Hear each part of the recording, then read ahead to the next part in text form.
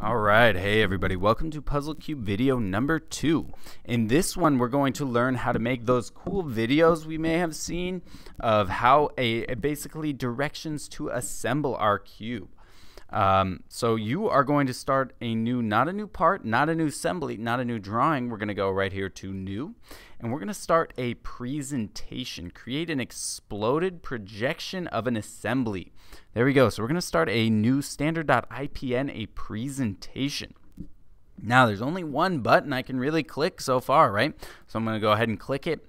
I'm going to search through. Again, if you're in your project folder, if you're in the right place, everything should be right there for you. Should be the only assembly we've done so far. So we're going to go ahead and click on the cube assembly. You're going to choose a manual explosion. Let's see if there's any interesting options. Now, I don't think we want to mess with those. We'll click OK, and there is our cube assembly. All right, so now we have our cube assembly.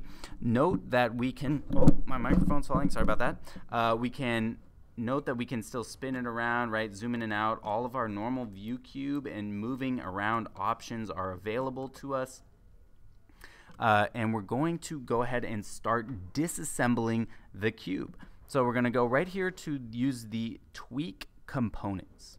So I'm going to grab the tweak components, and now this is important. I want to go in the opposite order of what I assembled it in. So whatever I started with or whatever I ended with, I want to do that piece first. So I believe, I could be wrong about this, and we'll find out obviously if I'm wrong.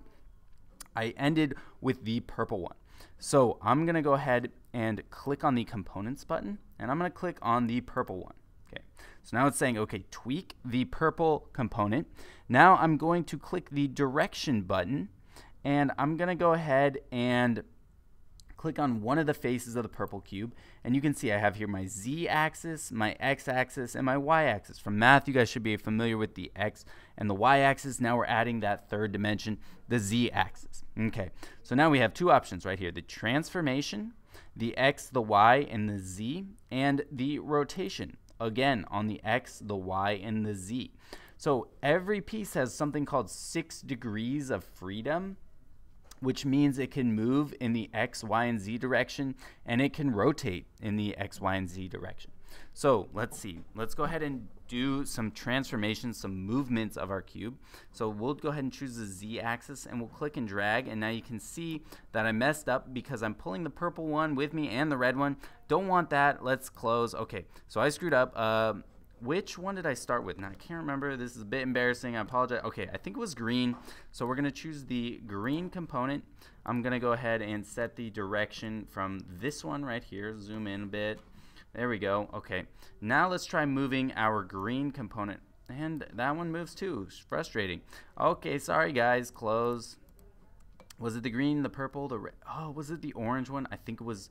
Let's try the orange one next. See what happens. Okay, tweak components. Again, grab the orange component right there. Very nice. Set our direction right here. And go ahead and move the video. And now the purple one moves. I don't understand. Close. Did we try purple already? I think we did. Why is this not working? I think I did purple when I was doing the practice video. Let's go ahead and click the purple one. Change the direction on that one. Oops. Z-axis. Move the Z-axis. Okay. Here we go. Okay. So purple. We're going to start with purple. We're going to move it the Z direction. Now if I want to move it the other way, let's say I want to move it up, I look, okay, the X arrow is pointing up, so I'll click on the X axis move. Now I can move it up, and display trails, you can toggle that on, you can toggle that off. Let's keep it on for now, the Y, and then we'll move it out that way. So you kind of have this trail right here. That's what you can turn on and off right there with your display trails. So you can decide if you want that. Then you can also mess with rotations, right? Like if you want to rotate the x-axis, you can do like that. You know, you can rotate it around the x-axis. The y-axis, you can rotate it up like that. Let's click OK there. Okay, so close. All right, so there we go. Our purple cube has been pulled out the way. Now I believe I want to go ahead and move the red cube next. So we'll tweak components. Grab our direction right like that, and then let's start pulling it apart. There we go, and luckily it's now working. Only one piece is moving at a time. Let's see, let's move this one in the X direction. I'll go a little bit faster, try to speed up a bit for the video. Okay, there we go, the X. And let's see, wow, I really have no idea which one to move next. Let's try us an orange, see what happens there. See if we can, oh, nope. Oh, yes, okay, I understand. Sorry, close. Okay, tweak components, let's grab us the orange one. So you want to close this and reopen it for each component. I think that will allow them to move individually more easily. There we go, X, Y, Z. We'll throw a rotation on this one. Okay, good. Close. We'll retweak the next one. Let's go ahead and tweak this green one. I'm going to grab the green one from the bottom here. We'll pull it in the Z direction first. Then on this one, we'll just do a quick rotate. There we go. We'll go ahead and close this. Okay, so there you go. We can see our cube is exploded, and now we're going to go ahead and click on the animate button. Ah, yes, very nice. Okay, so there you go. Now your interval, your interval is how much time you want it to take. You can mess with this on your own. Let's just see what happens first. Repetitions obviously is how you want it to do. Right here, motion would be forward by interval, reverse by interval.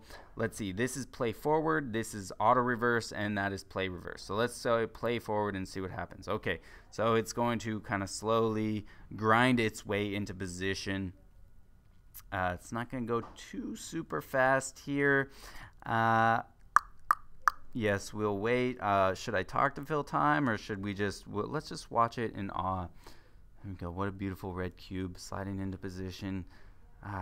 What's our last color? The purple animation. Yes. That's good. Okay. So there we go. All right.